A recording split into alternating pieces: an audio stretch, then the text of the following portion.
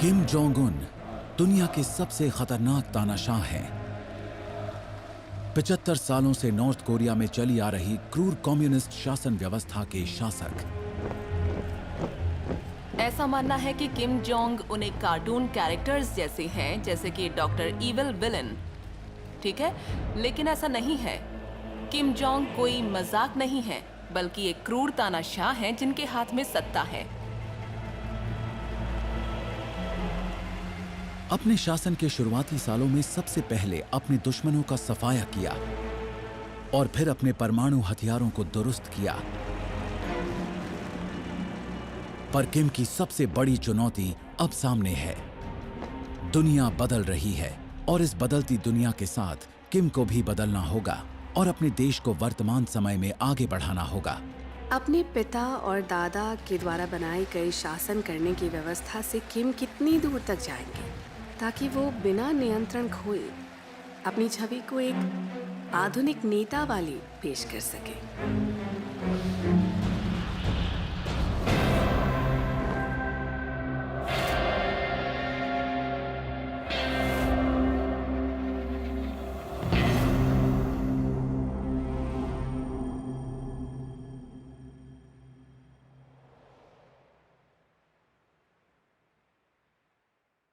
'North Korea की तरफ से फिर से उकसाने के प्रयास किए जा रहे हैं। नई रिपोर्ट के मुताबिक प्योंगयांग अपने अगले परमाणु परीक्षण की तैयारी कर रहा है। नॉर्थ कोरिया दुनिया को अपनी नई इंटरकॉन्टिनेंटल बैलिस्टिक मिसाइल दिखा रहा है। ऐसा राष्ट्रपति ट्रंप के ये कहने के बाद हुआ है कि अब नॉर्थ कोरिया के साथ बड़ा विवाद हो सकता है। लिटिल रॉकेट मैन,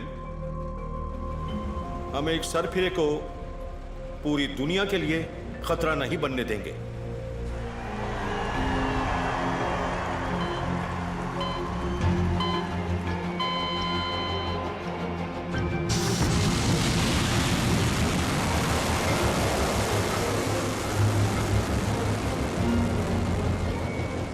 दो 2017 में किम जोंग उन ने अपने परिवार के बरसों पुराने सपने को पूरा किया और वो सपना था ऐसे परमाणु मिसाइल का निर्माण करना जो उनके सबसे बड़े और पुराने दुश्मन यूनाइटेड स्टेट्स पर हमला कर सके।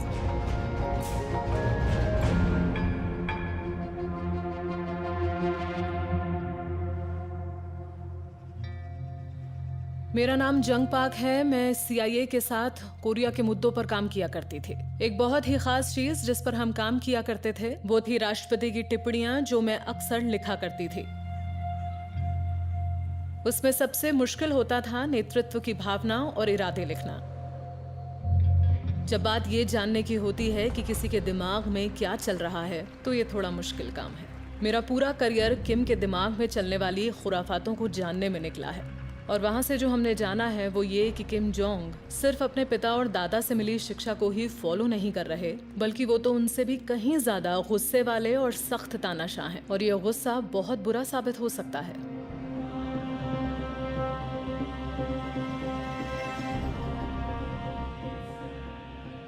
उनके मिसाइल और हथियार अब कहीं ज्यादा ताकतवर और विश्वसनीय हैं और इस समय Kim Jong Un north Korea के शासक हैं, जो बात डर पैदा करती है।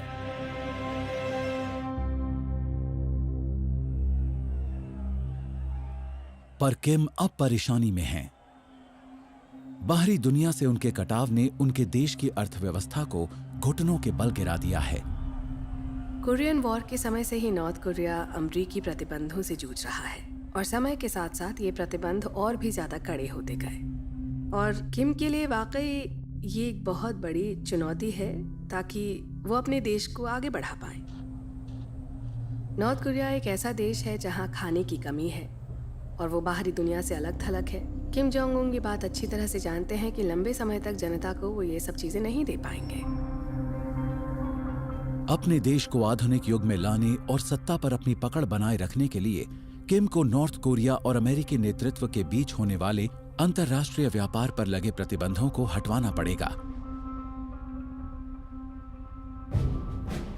2018 में किम ने अपना पहला कदम उठाया। मैं 12 जून को सिंगापुर में किम जोंग उन के साथ बैठक करूंगा ताकि हम पूरी दुनिया के शान और सुरक्षित भविष्य के लिए कदम उठाएं।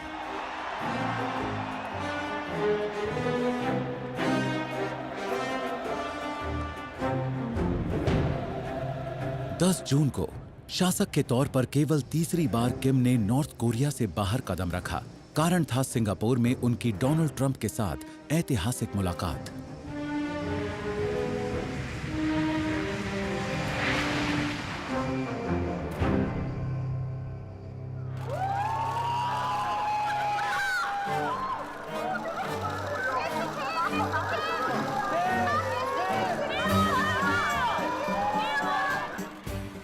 सिंगापुर में हुई मीटिंग किम जोंग उन के लिए दुनिया के सामने उनकी एक बहुत बड़ी शुरुआत थी। किम जोंग उन जब बाहर आते हैं तो वो तस्वीर शानदार थी।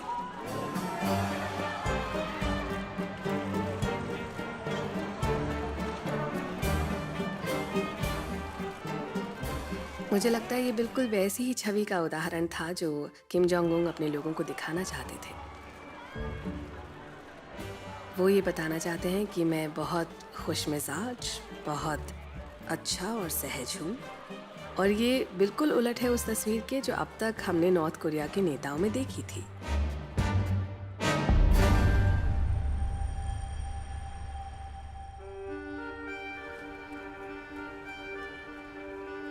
सिंगापुर में नॉर्थ कोरिया के एकांत प्रिय तानाशाह ने पहली बार दुनिया के सामने अपना पहला कदम रखा।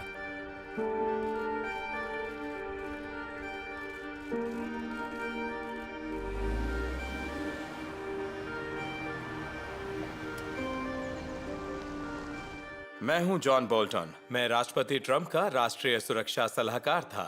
मेरे लिए ये बहुत चौंकाने वाला था कि ये सच में हो रहा है।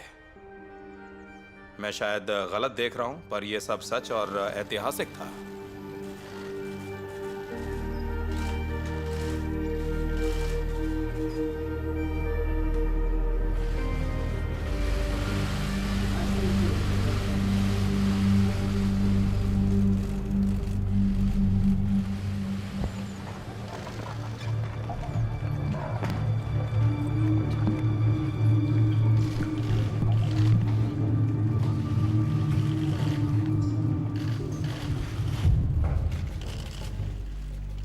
मीटिंग के दौरान ये बिल्कुल साफ था कि किम बहुत सहज थे। वो राष्ट्रपति ट्रंप को बहुत अच्छी तरह से भाप रहे थे।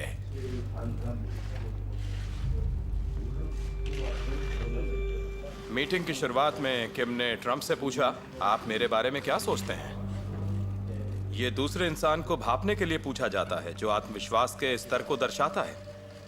मेरा मतलब है, आप मेरे बारे में क्या सोचते हैं? ये दूसरे से ये कहलवाने के लिए एक निमंत्रण है। आप एक अत्याचारी तानाशाह हैं जो करोड़ों लोगों पर अत्याचार कर रहे हैं, और जो आप कह रहे हैं मुझे उस पर भरोसा नहीं है। ये एक सटीक जवाब होता, लेकिन ये जवाब मीटिंग रोकने वाला भी साबित हो सकता था। शुक्रिया। मीटिंग कैसी चल रही है मिस्टर प्रेसिडेंट? ट्रंप ने इस सवाल का जवाब बहुत अच्छे से दिया कि किम बहुत अच्छे हैं, बहुत सहज हैं और बहुत कुछ। क्या बात बन रही है मिस्टर प्रेसिडेंट? सब अच्छा चल रहा है, शुक्रिया। सबका शुक्रिया। शुक्रिया।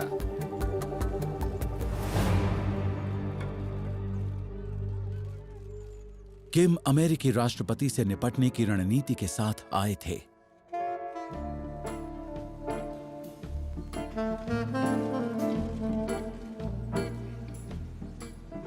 जब ये दोनों नेता एक साथ होते हैं तो कुछ जादू सा होता था।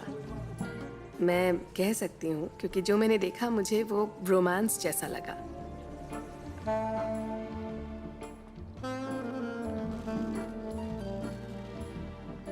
नॉर्थ कोरिया के लोग कुछ भी करके ये जानना चाहते थे कि राष्ट्रपति ट्रंप क्या सोचते हैं, वो क्या कर सकते हैं, उन्हें कैसे लुभाया जाए, और वो लोग ये अच्छी तरह जानते थे कि इसे कैसे करना है। किम जोंग उन ने अपने दूत को हाथ से लिखे खतों के साथ भेजा। इन बातों में नॉर्थ कोरिया काफी पुराने ख्याल रखता है। वो आपको ईमेल या ऑनलाइन अटैचमेंट नहीं भेजेंगे, और ये कुछ ऐसा था जो प्रेसिडेंट ट्रंप को बहुत अच्छा लगा कि उन्हें हाथ से लिखे खत मिले।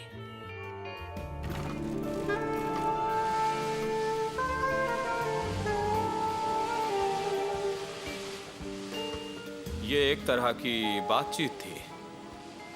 मैं ज्यादातर इस बात से चिंतित था कि ट्रंप बहुत ज्यादा ना बोल दें। लेकिन उसकी बजाय वहां पर बातचीत हुई south Korean US war games की। क्योंकि ट्रंप ने उन्हें यहाँ बुलाया था तो उन्होंने हार मान ली। ये किम के लिए एक तरह की रियायत थी और हम में से किसी को नहीं पता था कि ऐसा कुछ होने जा रहा है। ठीक है। इस बात ने किम को काफी हद तक खुश कर दिया था। ये बहुत अच्छा था। लाइए दीजिए। मैं असल में बहुत ज्यादा सख्त हो रहा था, इसलिए वो भी सख्त थे और ऐसा चला आ रहा था, लेकिन अब सब ठीक हो रहा है। ओके? हाँ बिल्कुल। उन्होंने मुझे खत लिखे और वो खत बहुत सुंदर थे। शायद हमें प्यार हो गया।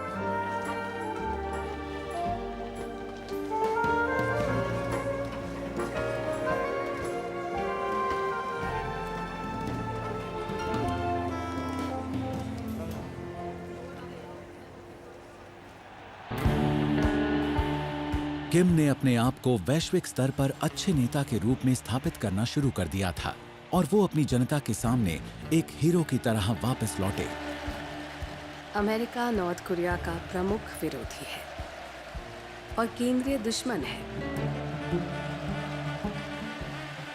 इसलिए अगर किम अमेरिकी राष्ट्रपति के साथ कंधे से कंधा मिलाकर खड़े हो सकते हैं तो यह अपने आप में एक तरह की जीत है।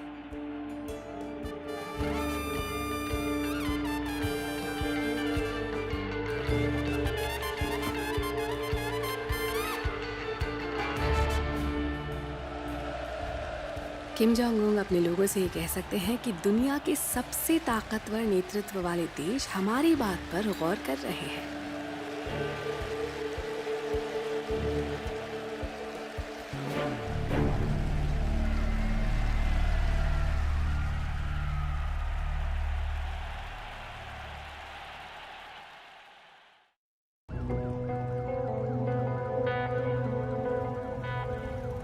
दो 2018 के दौरान बाहरी दुनिया के साथ व्यवहार के मामले में किम ने खुद को बहुत ही सुलझा हुआ और समझदार इंसान के तौर पर दिखाया। इसमें डोनाल्ड ट्रंप भी शामिल है।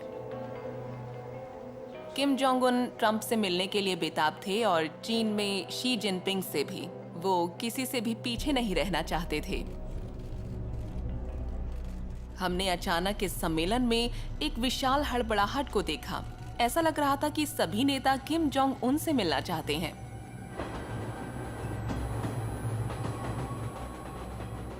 नॉर्थ कोरिया एक बहुत ही कमजोर देश है, लेकिन उसके पास परमाणु हथियार हैं। किम जोंग उन अगर किसी बड़े युद्ध में शामिल होते हैं तो वो आधे ग्रह को उड़ा सकते हैं और यही उन्हें एक बहुत बड़ा लाभ देता है जो उन्हें वैसे कभी नहीं मिल पाता।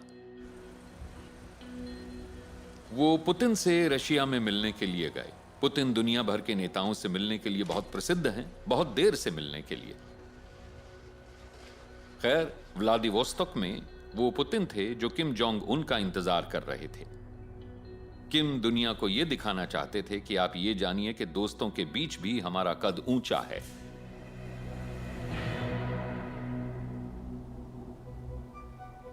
अपने खुफिया एकांत साम्राज्य को बाहरी दुनिया के लिए खोल देना किम जोंग उन के शासन के लिए जोखिम भरा था। अपने शासन के शुरुआती सालों में किम ने विदेशी लोगों को चीन बॉर्डर पर बने खास ट्रेडिंग जोन में व्यापार शुरू करने के लिए प्रोत्साहित किया और यहां आने वाले पहले कुछ विदेशियों में से एक थे साउथ कोरिया में जन्मे अमेरिकी नागरिक किम डोंग चुल। मैंने वहां पर विदेशी नागरिकों के लिए होटल खोला था। मुझे CIA के लोगों ने अप्रोच किया था।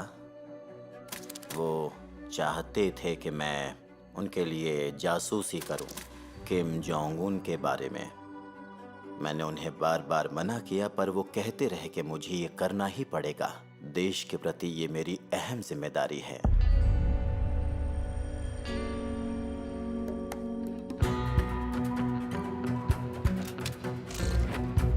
मेरे लगभग सारे असाइनमेंट्स परमाणु हथियारों और सेना की खुफिया जानकारी के लिए होते थे।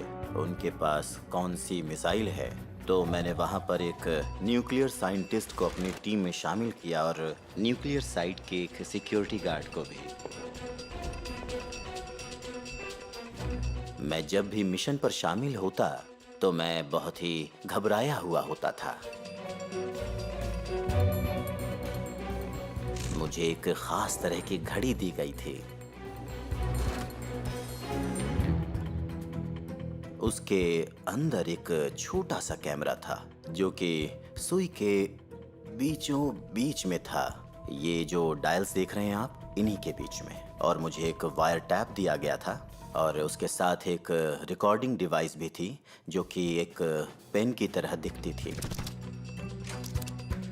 ऐसा माना जाता है कि गिरफ्तार होने से पहले किम डोंग चुल ने 4 साल तक CIA को खुफिया जानकारी दी, जब तक उन्हें उनके एक मुखबिर ने धोखा नहीं दिया।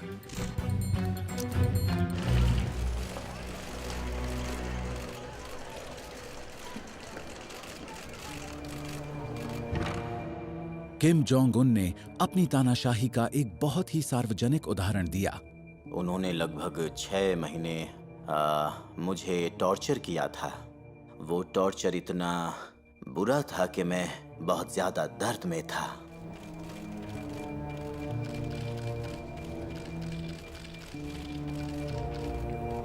मुझे जबरदस्ती अपनी गलती मानने के लिए कहा गया।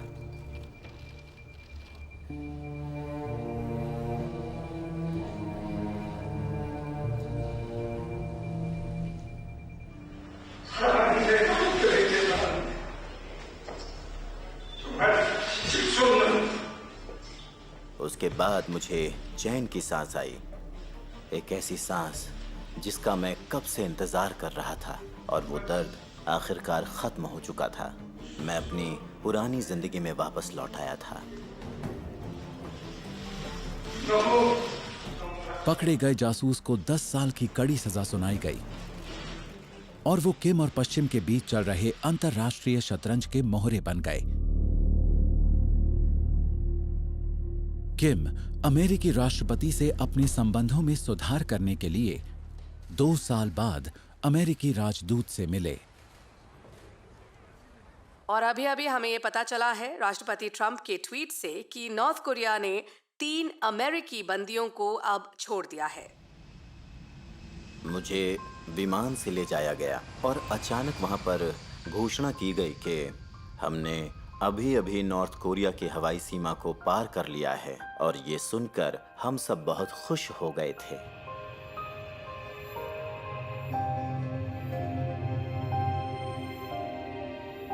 जब हम वॉशिंगटन पहुंचे तो एक शख्स वहां पर आए और उन्होंने कहा कि मैं आपका राष्ट्रपति हूं।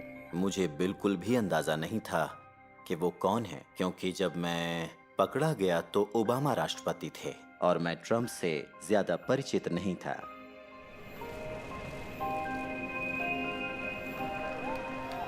वो एक ऐसा लम्हा था जो मुझ में बस गया, जिसे मैं कभी भी भूल नहीं पाऊंगा। मैं सुरक्षित महसूस कर रहा था। इन बंदियों को छोड़े जाने के साथ ही किम जोंग उन ने अपने आप की एक आधुनिक और सभ्य नेता होने की तस्वीर दिखाई, ताकि वो और राष्ट्रपति ट्रंप इसका श्रेय ले सकें। मैं किम जोंग उन को धन्यवाद देना चाहूंगा, जिन्होंने इन तीनों शानदार व्यक्तियों से अच्छा बर्ताव किया। मुझे सच में ऐसा लगता है कि किम वाकई अपने देश को नई दुनिया के साथ आगे बढ़ाना चाहते हैं।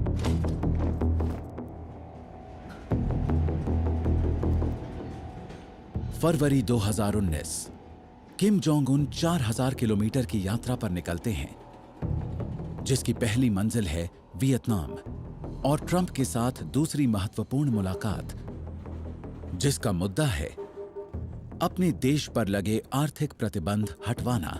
जब वो हनोई गए तो मुझे लगता है कि वो बहुत ही आत्मविश्वास से भरा हुआ महसूस कर रहे थे। उन्होंने नॉर्थ कोरिया की मीडिया को बताया कि वो एक बैठक में हिस्सा लेंगे। उन्हें लगा कि ऐसा करना शायद उनके लिए बहुत अच्छा रहने वाला है। शायद उन्होंने ऐसा ही कुछ सोचा हो।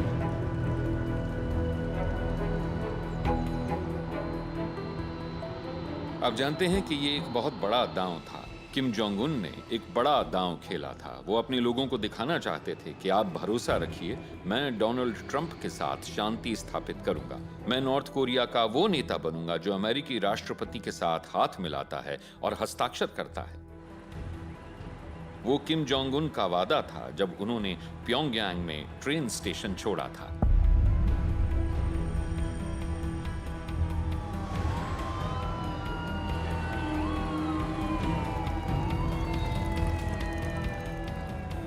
इस बैठक की पहली रात दोनों नेता रात के खाने के लिए मिलते हैं, जिसमें ट्रंप और किम के लिए बहुत अच्छी व्यवस्था की जाती है।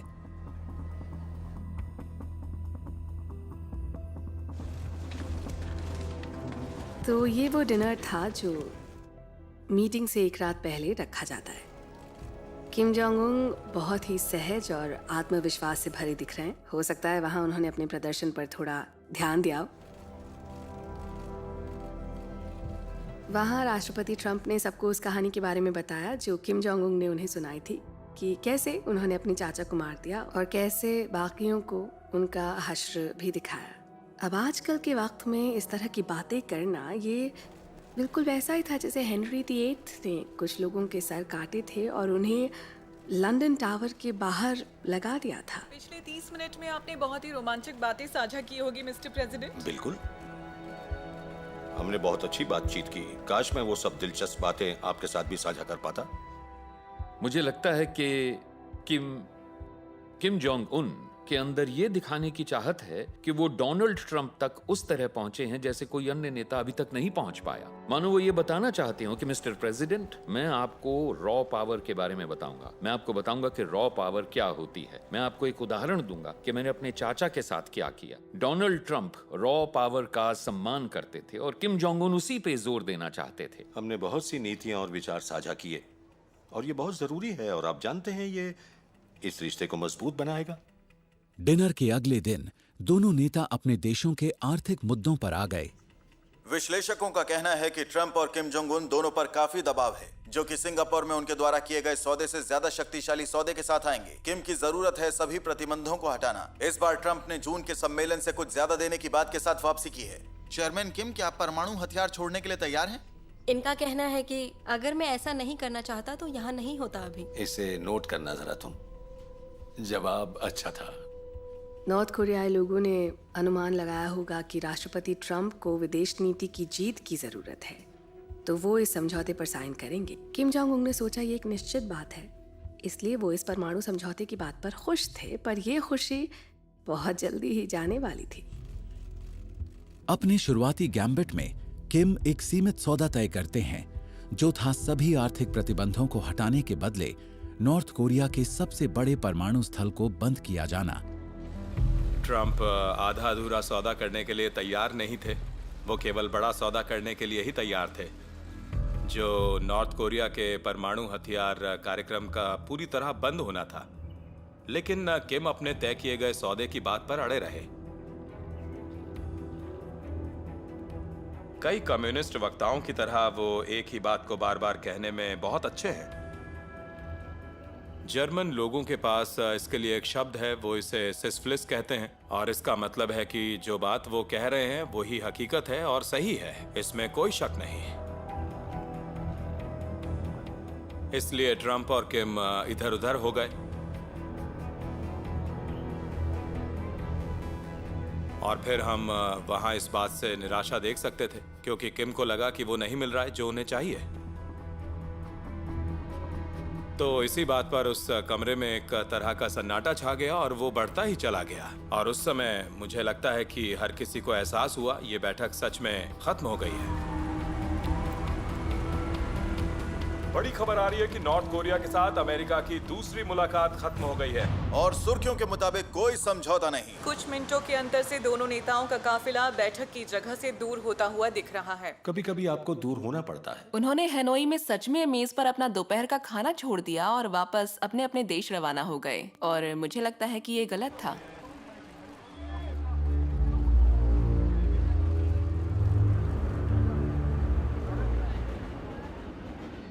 किम जोंग उन बहुत आत्मविश्वास से भरे थे। उन्हें यकीन था कि वो हनोई में एक समझौते पर पहुंच सकते हैं। इसलिए शायद नॉर्थ कोरिया के लंबे ट्रेन सफर में किम जोंग उन ने खुद से पूछा होगा कि मैं इस विफलता के लिए किसे दोषी मानूंगा, यानी तलवार अब किसके सिर पर होगी।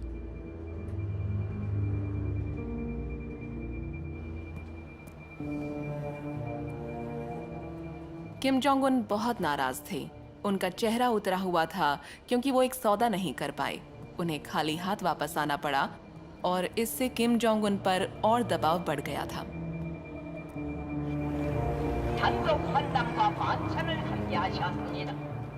ट्रंप के साथ किसी समझौते पर ना पहुंच पाना किम के शासन के लिए एक बड़ा झटका था।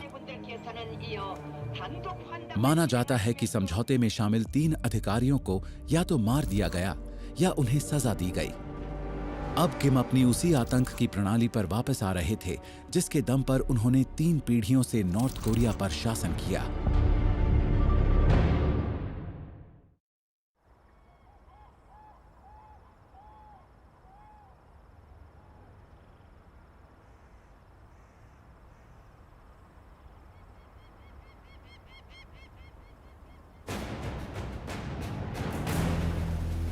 नॉर्थ कोरिया में बॉर्डर महज मजबूत नहीं है, बल्कि वे अभेद्य हैं।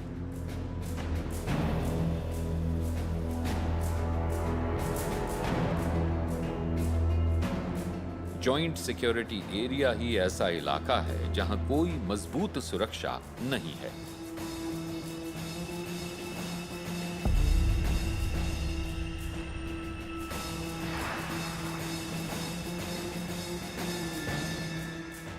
एक नॉर्थ कोरियाई सैनिक जिसका नाम ओ चोंग सोंग था, वो कोरियन पीपल्स आर्मी में एक अच्छा सिपाही था जो 38th सीमा रेखा पर तैनात था,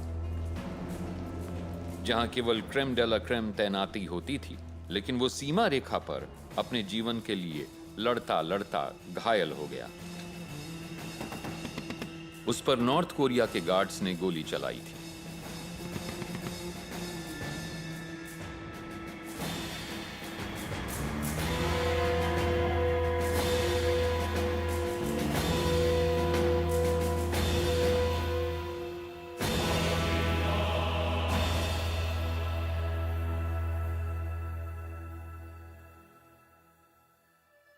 नॉर्थ कोरिया का सिपाही घायल अवस्था में असैन्य क्षेत्र में पाया गया, जो नॉर्थ कोरिया और साउथ कोरिया को अलग करता है, जहां साउथ कोरिया की सेना ने उसका बचाव किया।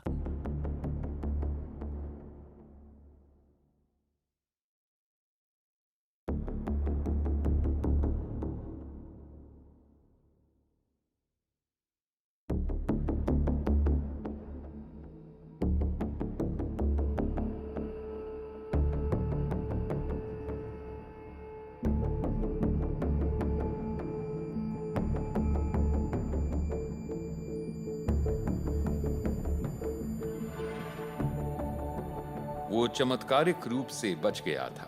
फिर उसे हेलीकॉप्टर द्वारा एक कोरियाई अस्पताल में ले जाया गया। पता चला कि उसके शरीर में कई कीड़े थे। वो एक स्वस्थ सैनिक था जिसे नॉर्थ कोरिया में अच्छा रहन सहन मिला था, लेकिन वो अभी भी कुपोषण से पीड़ित था। और ये कई लोगों के लिए एक झटका था जो देख रहे थे कि नॉर्थ कोरिया में क्या हो रहा है। इस विशेष वीडियो में किम जोंग उन को दिखाया गया होगा कि सीमा पर सुरक्षा सर्वोपरि थी और उसे साबित करने के लिए सबसे भरोसेमंद लेफ्टिनेंट्स जोखिम उठाने को तैयार थे।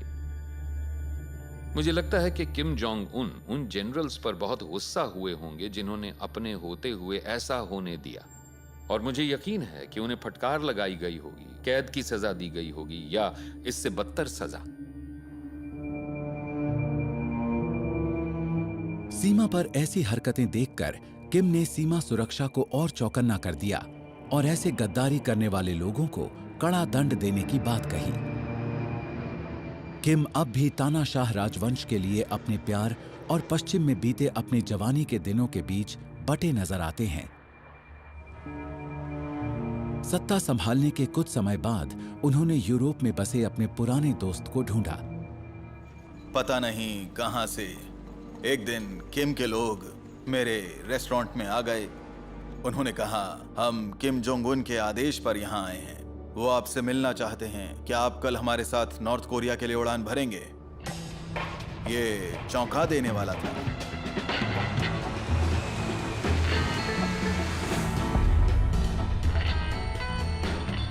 मेरा नाम है शॉ मिकाइलो। मैं किम जोंग उन के साथ स्कूल में पढ़ता था।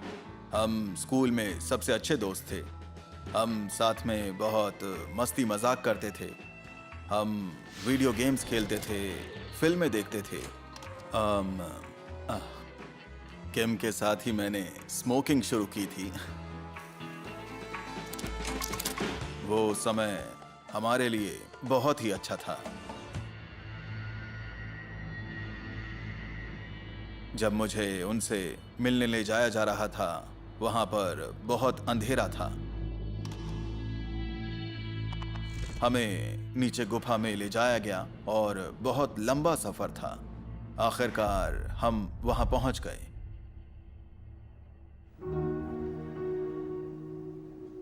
वो एक कोने के पास आए, हम गले मिले। वो इस बात से बेहद खुश थे कि मैं उनसे मिलने आया।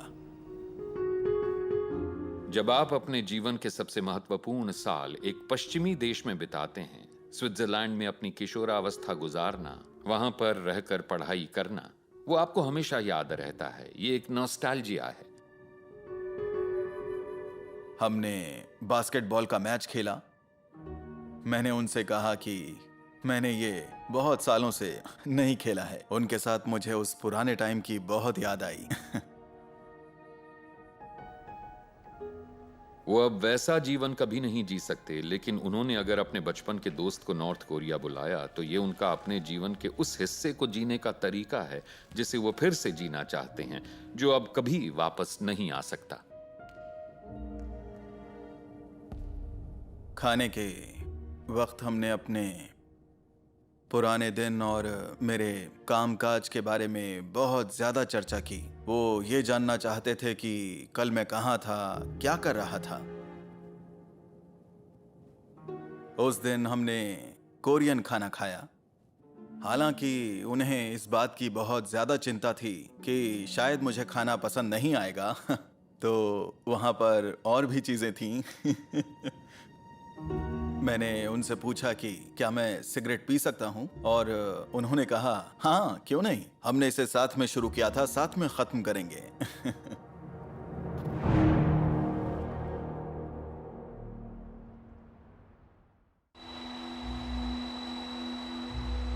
अमेरिकी राष्ट्रपति के साथ किम जोंग उन की 2 बैठकें नॉर्थ कोरिया के परमाणु स्थल को बंद करने के समझौते पर नाकाम रही थी।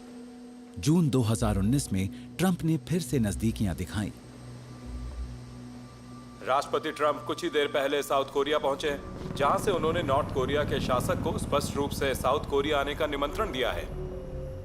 मैंने तो बस एक बात कही है, क्योंकि मुझे नहीं पता वो अभी कहाँ हैं। हो सकता है वो अभी नॉर्थ कोरिया में ना हो, लेकिन मैंने ये कहा है कि अगर किम मुझसे मुलाकात करना चाहते हैं तो मैं सिडली बॉर्डर पर मौजूद हूँ, वहां हम बात कर सकते हैं।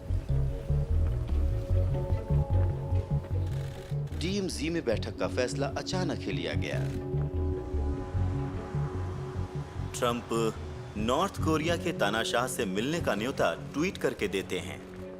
और आखिरकार नॉर्थ कोरिया ने प्रतिक्रिया दी और ट्रंप ये जानकर खुश हुए कि किम उन्हें ट्विटर पर फॉलो करते हैं।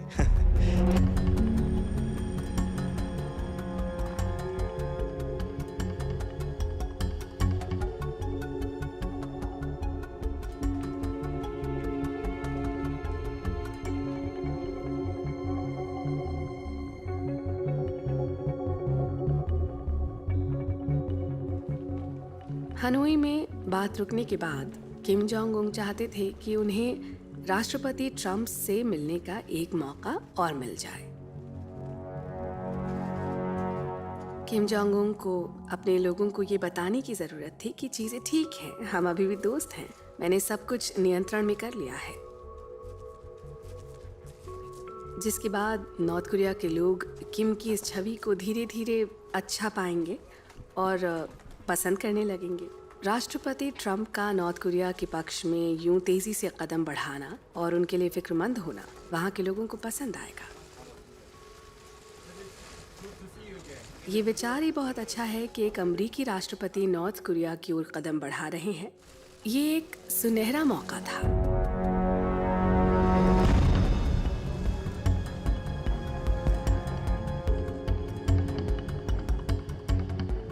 और अचानक हम क्या देखते हैं कि Donald Trump Kim Jong Un के साथ उनके देश में सैर कर रहे हैं। आप जानते हैं कि वो पहले अमेरिकन राष्ट्रपति हैं जिन्होंने ऐसा किया।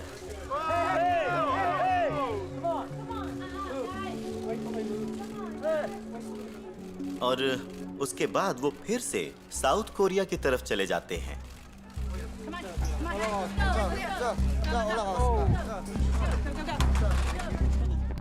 हम बिल्कुल भी नहीं जानते थे कि ऐसा होने वाला है।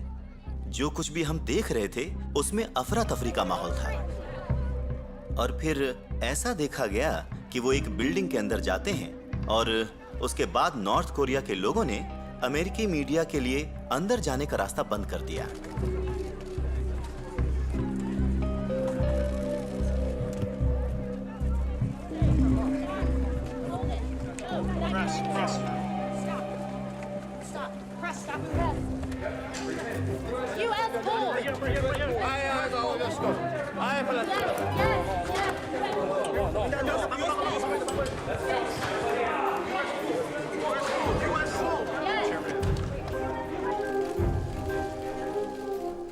और इसीलिए स्टेफनी ग्रिशम, डोनाल्ड ट्रंप की प्रेस सेक्रेटरी ने वहां पर तैनात उत्तर कोरियाई सुरक्षा गार्ड्स को फटकार लगाई, जो उस कमरे में दोनों नेताओं के पीछे से अमेरिकी प्रेस को अंदर नहीं आने दे रहे थे।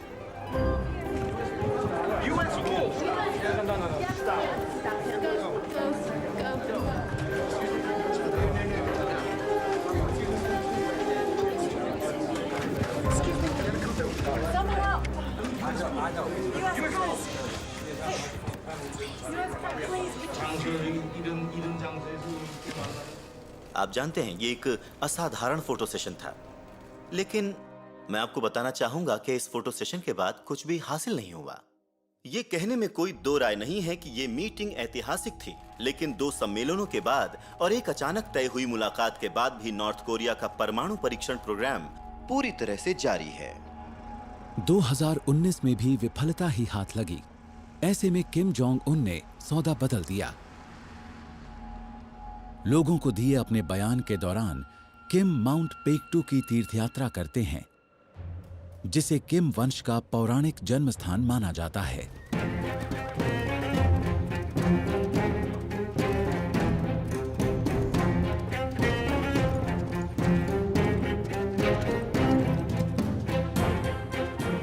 ऐसा नहीं है कि किम जोंग उन को घुड़सवारी पसंद है। यहाँ एक और मकसद है।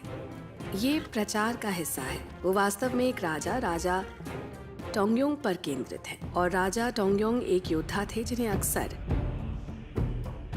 विदेशी ताकतों से लड़ते हुए दिखाया जाता था, और वो देश को एक साथ लाते हैं। और किम के लिए ये एक तरह से अपने लोगों को याद दिलाने का एक तरीका है कि मैं उसी विरासत का उत्तराधिकारी हूँ और मुझे शासन करने का अधिकार है। राष्ट्रपति ट्रंप की ओर इशारा करते हुए किम ने यूनाइटेड स्टेट को क्रिसमस पर तोहफा देने की धमकी दी। किम जोंग उन निराश थे कि वो ट्रंप को मना नहीं पाए थे। मुझे लगता है कि उन्होंने महसूस किया, ठीक है, अगर ट्रंप मेरे साथ बातचीत नहीं करेंगे तो मैं उन पर एक बड़ी चोट करूंगा। और ये वो संदेश है जो मुझे लगता है कि वो दुनिया को भेजना चाहते थे, कि अब मैं आपको दिखाऊंगा कि मैं कितना शक्तिशाली हूं। मैं आपको दिखाऊंगा कि इस जगह पर कौन वास्तव में बॉस है, और वो मैं हूं, यानी किम जोंग उन।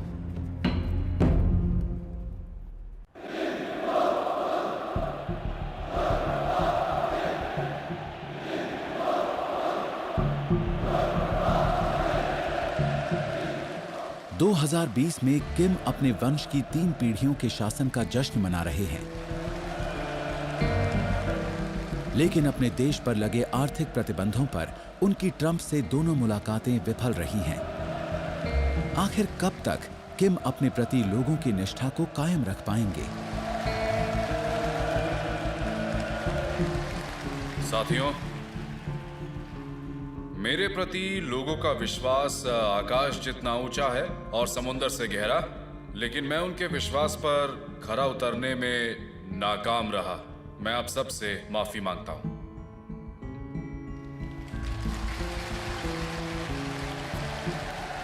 दस अक्टूबर को लोगों के सामने खुद को रोते हुए किम जोंग उन उन लोगों को दिखाना चाहते थे कि वो भी इंसान है।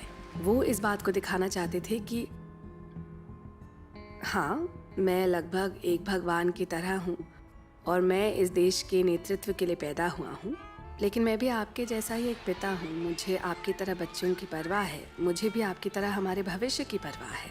तो ये विनम्रता से भरा एक विशेष शो था जो उनके व्यक्तित्व को दिखाने के लिए डिजाइन किया गया था, पर मुझे ऐसा लगा कि ये सब एक छल था और इसलिए हम एक ऐसे दौर में जा रहे हैं जहां हमारे पास कम पहुंच और कम जानकारी है, क्योंकि ये सब बहुत सावधानी से रखा जाता है और वो किसी ऐसे व्यक्ति की तरह दिखना चाहते हैं जो वास्तव में अपने लोगों के संपर्क में है। लेकिन ये बताना बहुत मुश्किल है कि क्या इस पर भरोसा किया जा सकता है।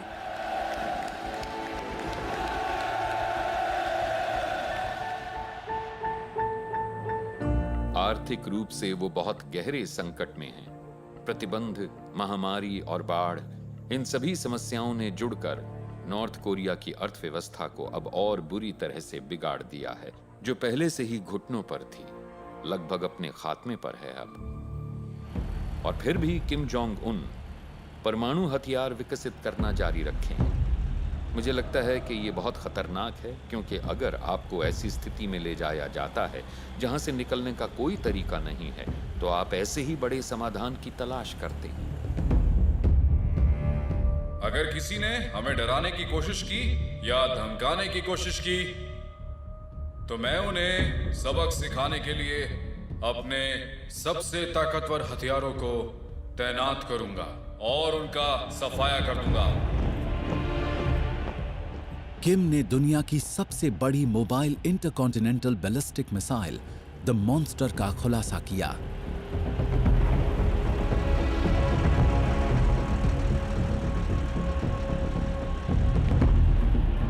नॉर्थ कोरिया के आधुनिकीकरण और दुनिया के सामने अपनी छवि सुधारने के प्रयासों के बावजूद किम जोंग उन एक क्रूर तानाशाह बने हुए हैं, जो अब पहले से भी ज्यादा खतरनाक हैं। आप उनके शासन को नहीं रोक सकते हैं, लेकिन आप दुनिया के सबसे खतरनाक हथियारों को उनके हाथों से बाहर रखने के लिए हर संभव कोशिश कर सकते हैं।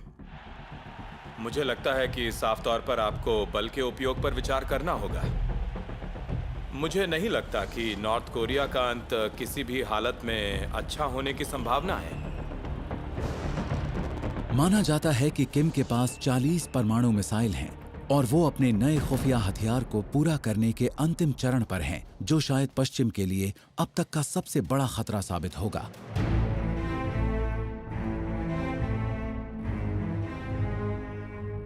अब वक्त आ गया है जब दुनिया एक नए रणनीतिक हथियार के बारे में जाने, जिसका परीक्षण डीपीआर के आने वाले भविष्य में करने वाला है।